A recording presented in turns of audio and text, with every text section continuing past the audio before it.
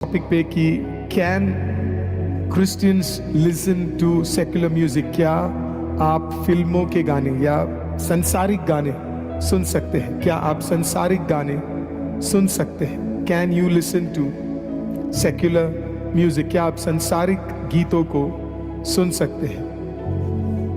मैं पहले ही आपको बता दूं, आपके सबके अलग अलग विचार होंगे। मैं बस कुछ विचार जो बाइबल से है और कुछ पर्सनली जो बिलीव करता हूं उन चीज़ों को मैं बताना चाहता हूं। अगर आपके विचार कुछ और है तो मैं चाहता हूं कि आप कमेंट्स में लिख सकते हैं। अगर आपके विचार कुछ और है, आपके थॉट प्रोसेस कुछ और है, या आप कुछ और बताना चाहते हैं तो आप ज़रूर बता सकते हैं। डेफिनेटली अगर आपको कुछ और लगता है तो डेफिनेटली उसको सुनने की कोशिश करेंगे।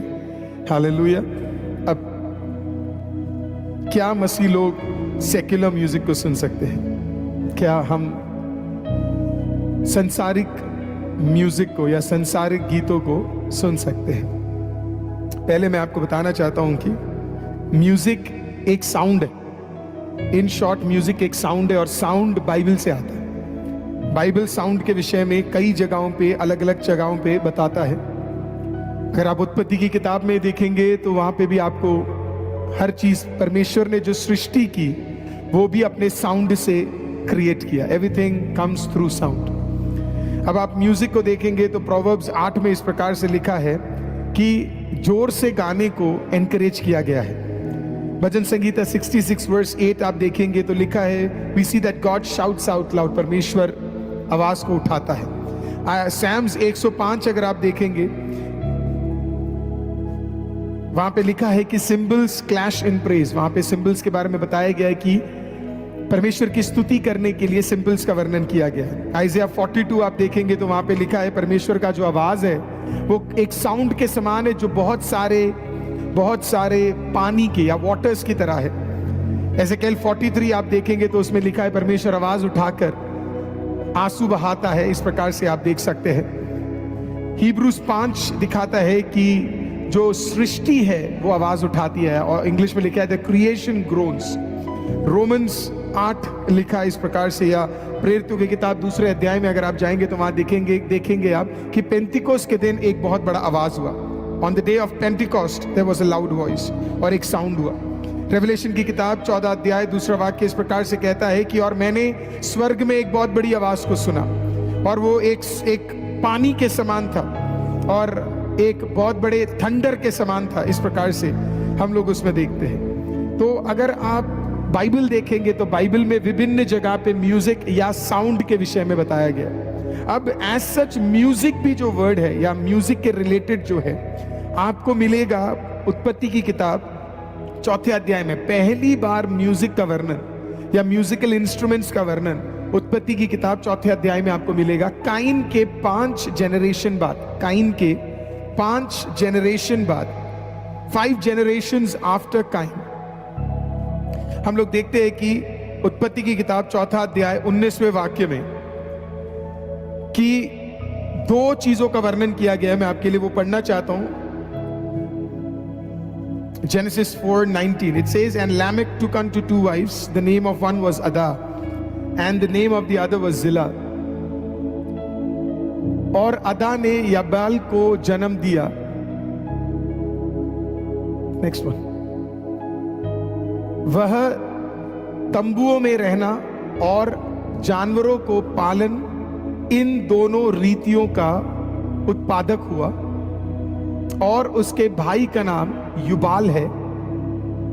वह वीणा और बांसुरी आदि बाजाओं को बजाने की सारी रीति का उत्पादक हुआ। तो पहली बार जो म्यूजिक का वर्णन हुआ, first time when music was discovered in the Bible was in this chapter, verse number 4, verse number 19 to 21। 21वें वाक्य में हमें पता लगता है जुबाल नामक एक व्यक्ति था जो क्या करता था, बांसुरी और आदि चीजों को हैंडल करता था।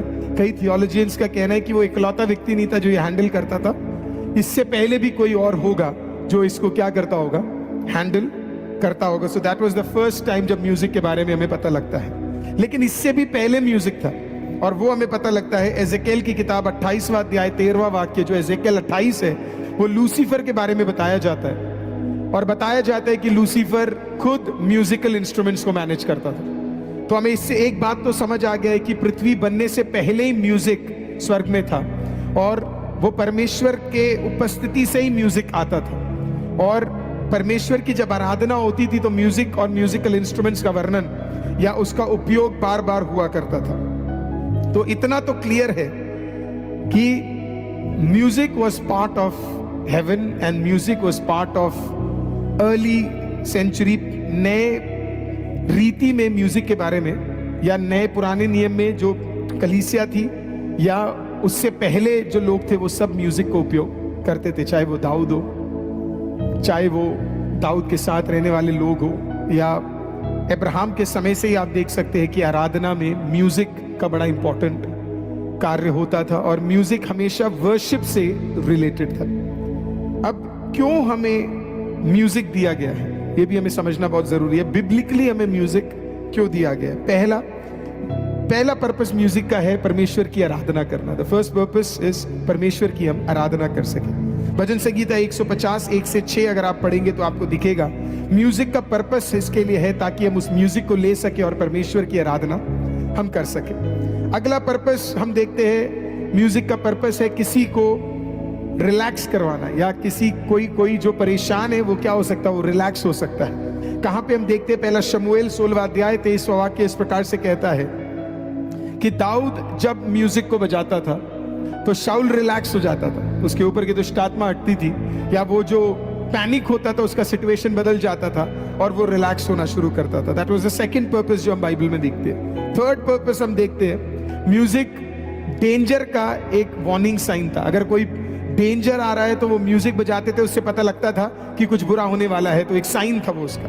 कहां देखते हैं हम, नेहमिया की किताब 4वां अध्याय 20वां वाक्य इस प्रकार से कहता है कि जब शत्रु खिलाफ आ रहे थे तो लोग वो क्या करते थे, साउंड को बजाते थे, जैसे सायरन के रूप में यूज किया जाता था। एक सायरन के रूप में यूज किया जाता था। जब वो सायरन बजता था सबको पता लग जाता था अच्छा कुछ होने वाला है, तो म्यूजिक को उसके लिए उपयोग किया जाता था। चौथा, जो एनिमी है ना, उसको सरप्राइज करने के लिए यूज किया जाता था। जब म्यूजिक बजता था है ना, या उसका उपयोग किया जाता था, जो शत्रु है उसके खिलाफ उसे उपयोग किया जाता था। अगर आज जजेस की किताब 7वां अध्याय 16 से 22 तक जाएंगे तो आप वहां पे देखेंगे कि जब म्यूजिक बजा तो सारे जितने एनिमी थे वहां पे, दुश्मन थे, वो सारे कंफ्यूज हो गए। तो म्यूजिक का एक पर्पस और ये था कि उससे क्या होता था, शत्रु घबराने लग जाता था। तो जब आप आराधना करते हैं तो कहीं ना कहीं आपका शत्रु भी क्या करता है, हालेलुया, आमीन, कंफ्यूज हो जाता है और शायद वो जो करना चाहता है वो कर नहीं पाता होगा। तो अगर उस समय शैतान कंफ्यूज हो जाता था तो जरा सोच के देखिए अब शैतान कितना कंफ्यूज होता होगा जब इतने सारे लोग परमेश्वर की आराधना करते होंगे। पांचवा इस प्रकार से लिखा हुआ है, द फिफ्थ वन इज कि वो एक दूसरे को एनकरेज करने के लिए होता था। जो एक दूसरे को एनकरेज करने के लिए म्यूजिक होता था। इफिसियों की पत्री 5वां अध्याय 19वां वाक्य इस प्रकार से लिखा गया है, प्रेरित पौलुस कहते हैं कि गीतों को बनाओ ताकि तुम एक दूसरे को एडिफाई कर सको, एक दूसरे को आत्मिकता में बढ़ा सको करके। तो ये थे कुछ पर्पसेस जिसके लिए बाइबल में म्यूजिक का प्रयोग हुआ था, and this was the reason why music was created. पहला मैं फिर से आपको बता देता हूं,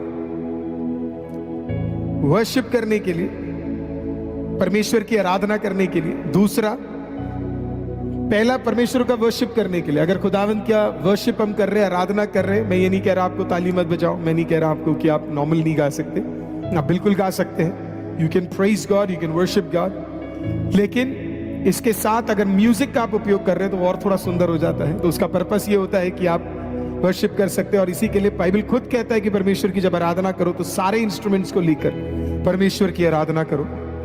अगला इस प्रकार से लिखा हुआ है कि रिलैक्स करने के लिए। कभी कभी कुछ दुष्ट आत्मा भी क्या हो जाते हैं, है ना, वो गाना भी है ना, आराधना में छुटकारा, आराधना में चंगाई, है ना। तो आराधना में छुटकारा, है ना, आराधना जब करते हैं तो कई लोगों का क्या होता है, बंधन टूटने लग जाता है। सिर्फ दाऊद के समय दुष्ट आत्मा नहीं निकलते थे, आज भी क्या है, कुछ लोगों को रिलैक्स फील होता है जब बढ़िया आराधना होता है।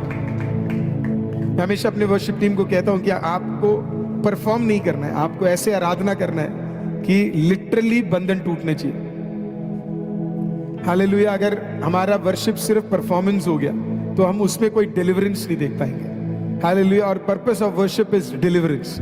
हालेलुया। आराधना में जितनी बार बाइबल में आराधना मेंशन किया गया उतनी बार आप देखेंगे या तो गाने वाले को एक छुटकारा मिल रहा है, या जहां पे गाया जा रहा है वहां के लोगों को एक छुटकारा मिल रहा है, लेकिन छुटकारा मिल रहा है। अगला है थर्ड पर्पस है म्यूजिक का, हमने देखा वो वार्निंग साइन है ना, एक वार्निंग देता है, वो आराधना एक वार्निंग देता है। चौथा हमने देखा वो दुश्मन को गिराने के लिए या दुश्मन को कंफ्यूज करने के लिए।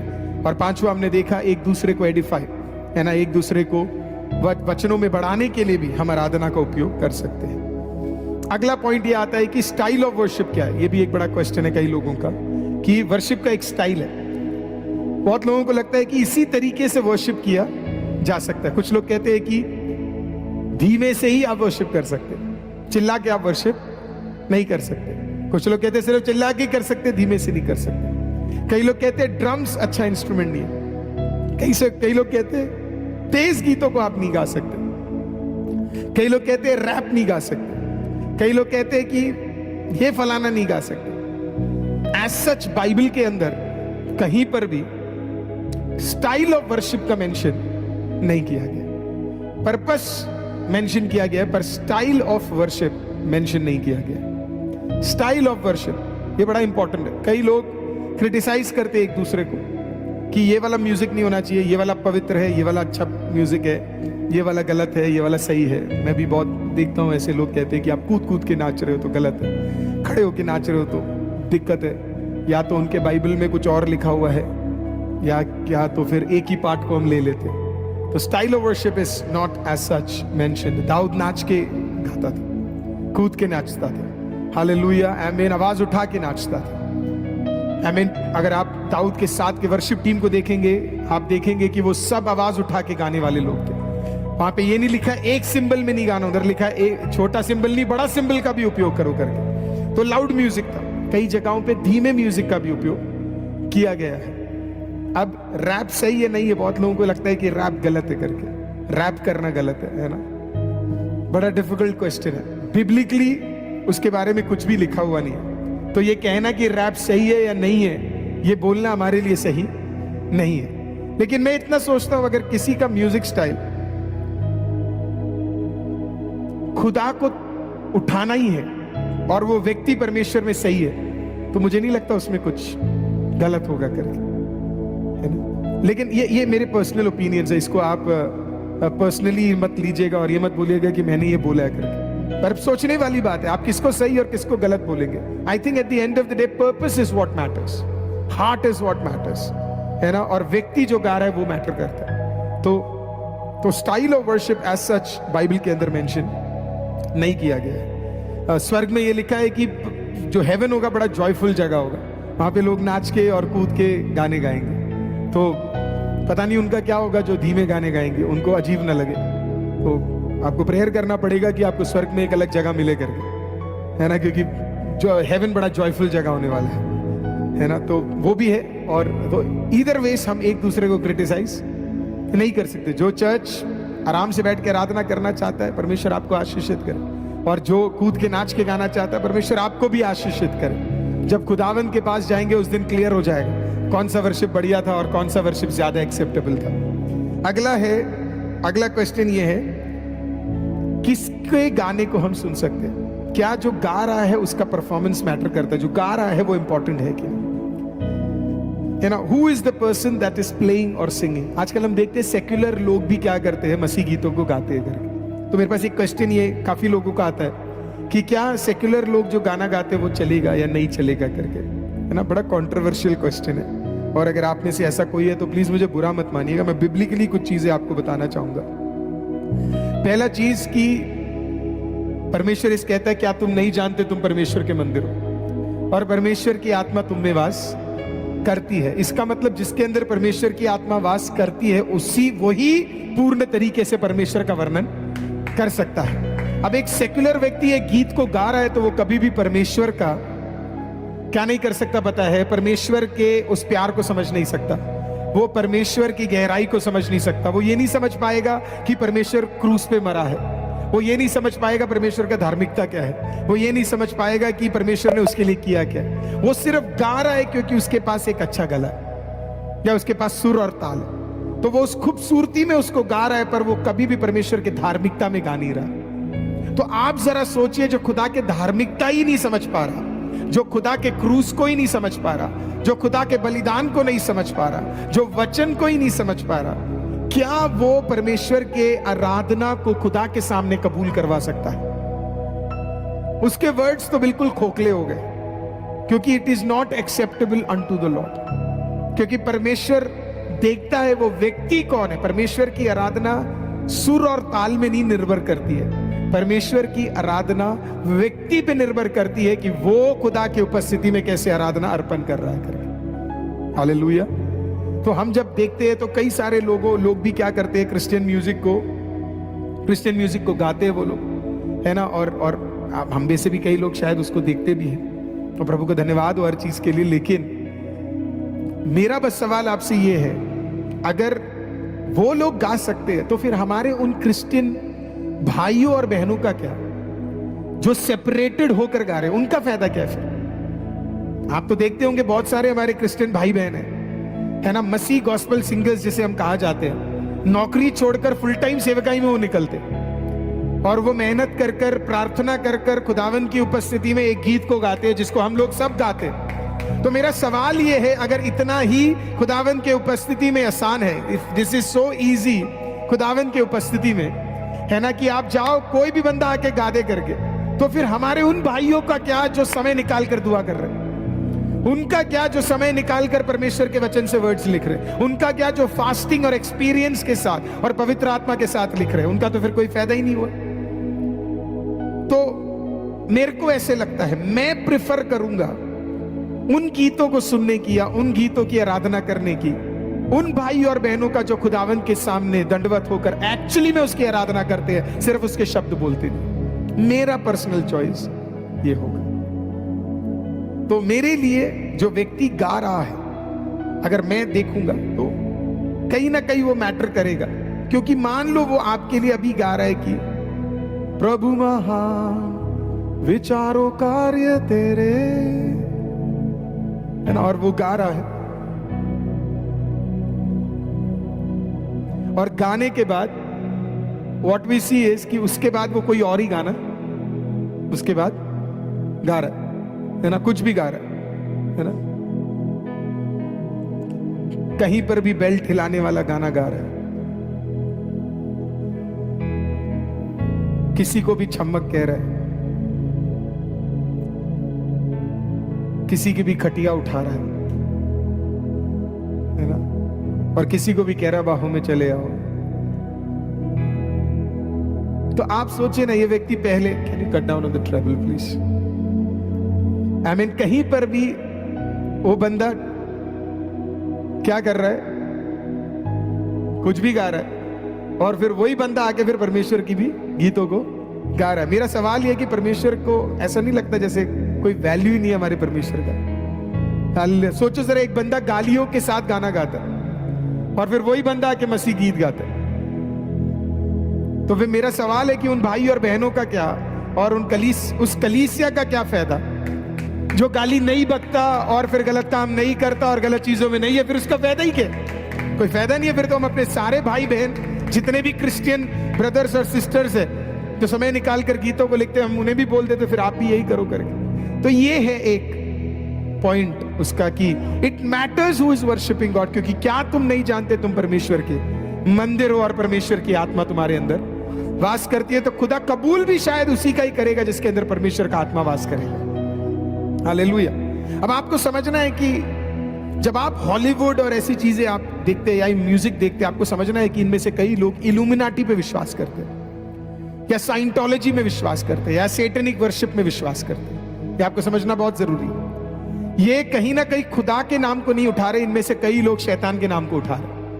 और अगर आपको मेरी बातें गलत लग रही है तो आप जाइए और डार्क मेटल सुनिए, हैवी मेटल सुनिए। मैं आपको कई गाने डिस्क्रिप्शन में डाल दूंगा, आप जाइए और उनके वर्ड्स देखिए, आप देखिए उसमें लिटरली सेटन को उठाया जा रहा है। ये गाने वाले कई लोग इल्यूमिनाटी पे विश्वास करते हैं। अगर नहीं पता आपको तो आज जाके चेक कीजिएगा। हम इस 100 डेज में इल्यूमिनाटी के विषय में, साइंटोलॉजी के विषय में, सेटनिक वर्शिप के विषय में सब हम सीखेंगे। इनमें से कई लोग सेटन की आराधना करते हैं, इनमें से कई लोग ब्लड अर्पण करते हैं, इनमें से कई लोग खुद यीशु को नीचा करते हैं। रिसेंटली एक बड़े अवार्ड्स में क्रूस को उल्टा लटका दिया गया था और उसके सामने लोग नाच रहे थे। तो मेरा सवाल सिर्फ यही है कि क्या हमें इसकी जरूरत है? क्या ये सेक्युलर म्यूजिक हमारे लिए सही है? क्या ये this is the right kind of music? किसको वो उठा रहा है? परमेश्वर को? क्या या पता ये उस व्यक्ति को उठा रहा हो जिसका नाम लूसीफर हो, और ना चाहकर भी हम चाहे, क्या पता हम अपने घरों में लूसीफर को जगह दे रहे हो, क्या पता लूसीफर हमारी लाइफ में काम कर रहा हो। एक बार वर्ड में और आपको देता हूं, लिखा है एंटरटेनमेंट है। मैं हमेशा बोलता हूं चर्चेस एंटरटेनमेंट नहीं होने चाहिए। वर्ड एंटरटेनमेंट का मतलब आपको पता है क्या है? एंटरटेनमेंट, कुछ एंटर हो रहा है आपके अंदर। The word is enter, that means something is entering you. जब भी आप एंटरटेनमेंट के लिए कुछ भी देखते, देखिए जरा जो आप देख रहे हैं वो आपके अंदर क्या लेकर आ रहा है करके। What is it bringing into your life? क्या वो आपके जीवन में लेकर आ रहा है? It is very important. हम वो चेक ही नहीं करते, हम कुछ भी उठा के देख लेते या कुछ भी सुन लेते। जो आप सुन रहे हैं, कहीं वो शैतान को बढ़ावा तो नहीं दे रहा, कहीं वो शैतान के विचारों को तो बढ़ावा नहीं दे रहा। आजकल बड़े अजीब और गरीब तरीके के गाने आते, मैं तो सुनता नहीं हूं, लेकिन जब ये प्रिपेयर कर रहा था तो कुछ लिरिक्स तो देख के मैं घबरा गया। कुछ रैप सॉन्ग्स ऐसे थे और इतनी गालियां, इतनी गालियां, इतनी गालियां, इतनी गालियां, और मेरे को समझ ही नहीं आता इस गालियों की जरूरत क्या है करके। और वो लाता मेरे लास्ट पॉइंट पे, कोई भी गाना आप सुनते हैं उसका लिरिक्स बड़ा इंपॉर्टेंट है। जिस गाने को आप सुन रहे हो उसका लिरिक्स बड़ा इंपॉर्टेंट है, जो वर्ड्स उसके अंदर मेंशन किए गए। आप जानते हो किसी ने इस प्रकार से कहा, और मैं ये एक साइंटिफिकली मैं आपको बता रहा हूं। जब मैं प्रिपेयर कर रहा था तो कई सारे लोगों के आर्टिकल्स को मैं पढ़ रहा था। उसमें साइंटिफिकली एक व्यक्ति ने बताया music is equivalent to hypnosis. Music is equivalent to hypnosis. अगर आप म्यूजिक को सुनेंगे वो आपके विचारों को बदल सकता है, इतना ताकत है म्यूजिक के अंदर। वो आपके माइंडसेट को बदल सकता है, वो आपके इमोशंस को बदल सकता है, वो आपसे ऐसे काम करा सकता है। फॉर एग्जाम्पल, अधिकतर लोग जो वीड लेते हैं, मैं उसमें पढ़ रहा था, कई लोग जो वीड लेते हैं या जो हैवी कोकेन लेते हैं या ग्रास लेते हैं या हैश लेते हैं, उनमें से कई लोगों का जो म्यूजिक होगा वो साइकेडेलिक म्यूजिक होगा। उसमें बीट्स रहते, वो आपको पंप अप कर देता, वो आपको अलग लेवल पे ले जाता है। वो आपसे ऐसे काम करवाता है कि जैसे आप किसी ट्रांस में, आप हेलुसिनेट करने लगते हैं।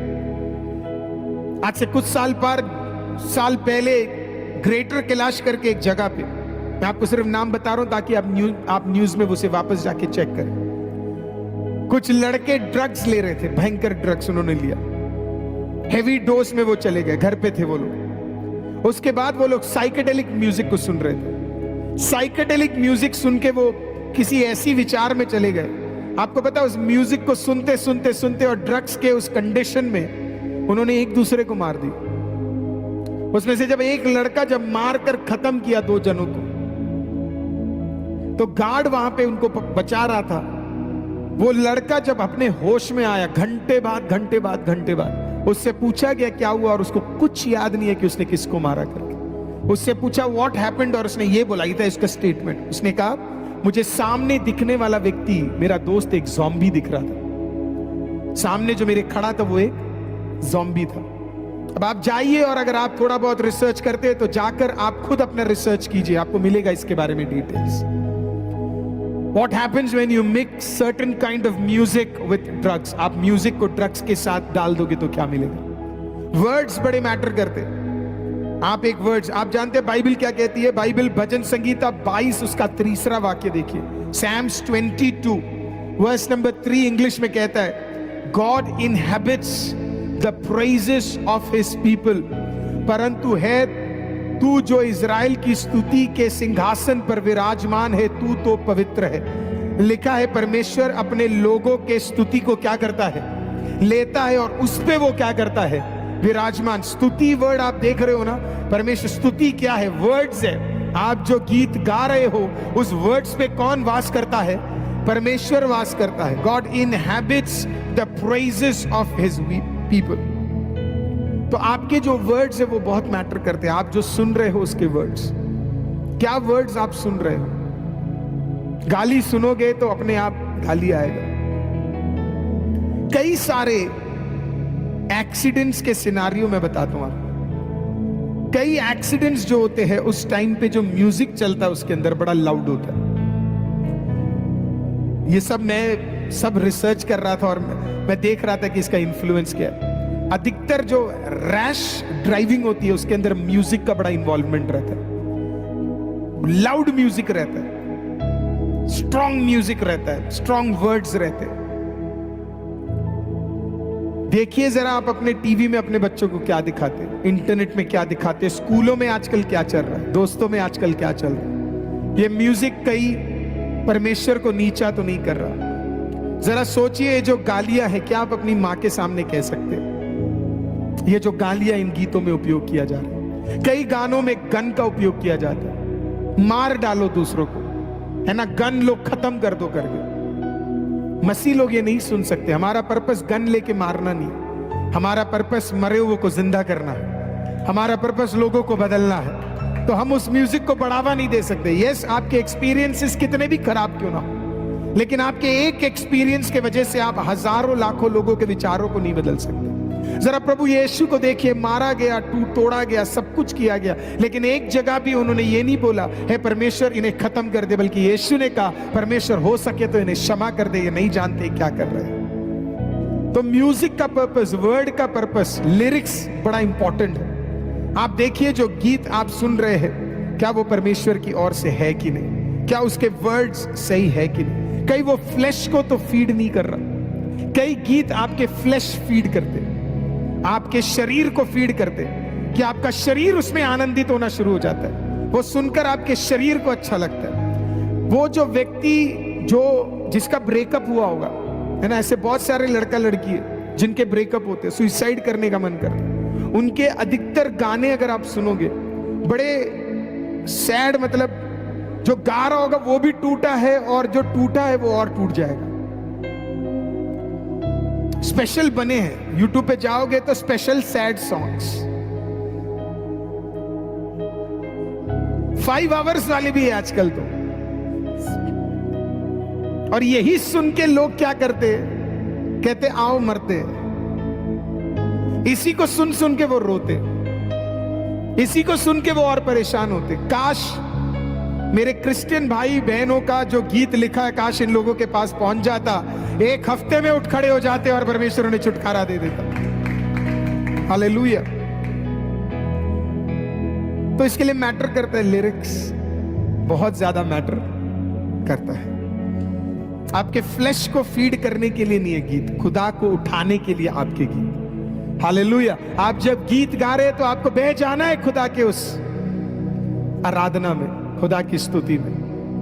आजकल कई क्रिश्चियन म्यूजिक भी शरीर के लिए, खुदा के लिए नहीं। The purpose of Christian music is not to feed the flesh but to glorify God. गीत का एक ही पर्पस है, आराधना का एक ही पर्पस है, और वो सिर्फ खुदा को उठाना है, अपने आप को फीड करना नहीं। तो अब कोई अगर फंसा है इसके अंदर तो क्या करे? कई लोग शायद सेक्युलर म्यूजिक में फंसे होंगे। मैं आज आपको इतना ही कहना चाहता हूं। फिलिपियो 4 उसका 8वां वाक्य, फिलिपियंस चैप्टर 4 वर्स नंबर 8। एक समय था शायद हमारे पास इतने सुंदर आराधना के गीत नहीं थे, लेकिन आज हम बड़े ब्लेस्ड हैं कि हमारे पास बहुत अच्छे बेहतरीन प्रभु के दास और दासी हैं जो बहुत बेहतरीन गीतों को निकाल रहे हैं। और उनमें से कुछ प्रभु के दास और दासियों को मैं भी पर्सनली जानता हूं, और मैं जानता हूं कि वो बड़ी मेहनत के साथ और प्रेयर के साथ वो उन गीतों को निकालते हैं। मैं आज आपको बताना चाहता हूं, आज आप ब्लेस्ड है, क्योंकि आज कई सारे गीत आपको यूट्यूब पे मिलेंगे, कई अच्छे म्यूजिक आपको यूट्यूब पे मिलेंगे। तो अगर आज आप फंसे हुए हैं ऐसी चीजों के अंदर जो डार्क है, जो इल्यूमिनाटी का है, जो शैतान का वर्णन करता है, जो आपको कंसंट्रेट करने नहीं देता है खुदावंद पे, तो आज आप उस जगह पर भी जा सकते हैं। फिलिपियो 4:8 इस प्रकार से कहता है भाइयों, जो जो बातें सत्य है और जो जो बातें आदरणीय और जो जो बातें उचित है और जो जो बातें पवित्र है और जो जो बातें सुहावनी है और जो जो बातें मन भावनी है, निधान जो जो सद्गुण और प्रशंसा की बातें हैं, उन्हीं पर ध्यान लगाया करो। सो अगर आप कंटिन्यूअसली सेक्युलर म्यूजिक सुनते रहोगे और खुदा को कहोगे मुझे बदलो, तो थोड़ा मुश्किल रहेगा। आज से आप बदल कैसे सकते हो? आप परमेश्वर के म्यूजिक की ओर बढ़ो, परमेश्वर के वर्शिप की ओर बढ़ो और प्रार्थना करो कि ये जो फालतू के चीजें हैं, फालतू के गाने आपके गाड़ी से, आपके फोन से अगर आप डिलीट कर सकते हो तो बड़ा अच्छा है। हालेलुया। वल्गर म्यूजिक सुनना बंद कीजिए। हालेलुया।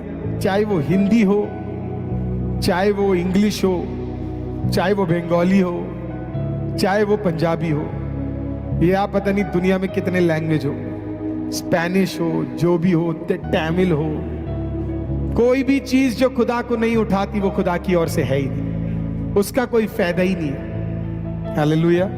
तो अगर आज आप उसमें फंसे हुए हैं तो आज आप एक डिलीवरेंस के लिए प्रार्थना कीजिए। सबसे बढ़िया चीज आप क्या कर सकते हैं? अपने उस प्लेलिस्ट को डिलीट कर दीजिए। हालेलुया। और खुदा को बोलिए मुझे बल दीजिए। मैं आपको बताता हूं, अगर शैतान के म्यूजिक एक हिप्नोसिस कर सकते हैं तो परमेश्वर का म्यूजिक आपको एक एक्सपीरियंस में ले जा सकता है। हालेलुया। तो इसके लिए खुदावन के उपस्थिति में उन गीतों की ओर जाइए और खुदावन बेहतरीन सुंदर गीतों के अंदर खुदावन के नाम को बढ़ाने के लिए आपको उपयोग करें।